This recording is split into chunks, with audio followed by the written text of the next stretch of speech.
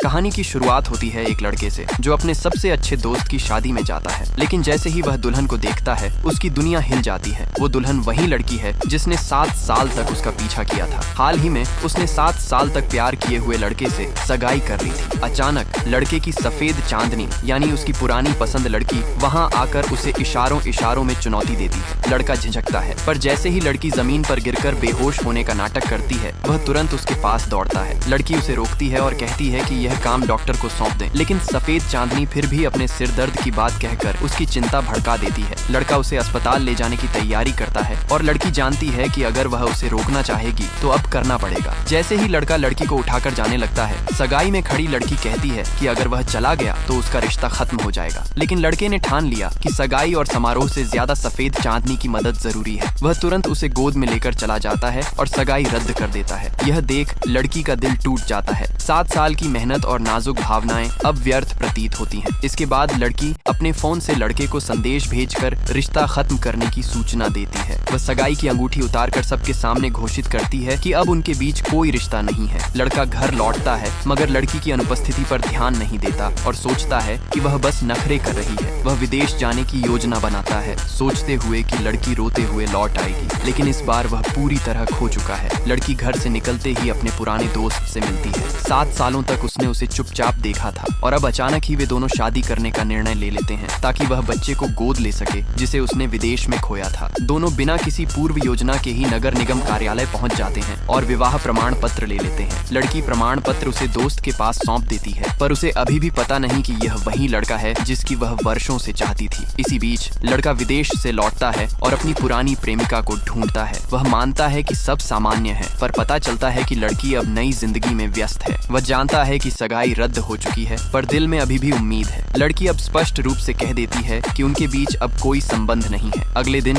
लड़की अपने नए पति और पुराने मित्रों के साथ शादी की तैयारियों में व्यस्त होती है। पुराने प्रेमी यानी सफेद चांदनी ने सोचा कि लड़की बिना उसके आगे झुके वापस नहीं आएगी। वह शादी स्थल पर पहुंचता है, पर वहां उसे बड़ी चौंकाने वाली बात मिलती है। लड़की अपने 7 सालों के साथी यानी पुराने दोस्त के साथ शादी कर चुकी है। लड़की शादी की पोशाक में प्रवेश करती है और सफेद चांदनी को एहसास होता है कि वह पूरी तरह बाहर हो चुका है। इस पूरी कहानी में 7 साल की प्रतीक्षा, धोखा, भ्रम और अंततः सच्चे प्यार की जीत देखने को मिलती है। लड़के ने जो 7 साल तक प्यार किया वह अपने सच्चे साथी के साथ विवाह कर लेती है, जबकि जो उसे धोखा दिया और उसकी भावनाओं के साथ खेला वह केवल पछतावा लेकर रह जाता है।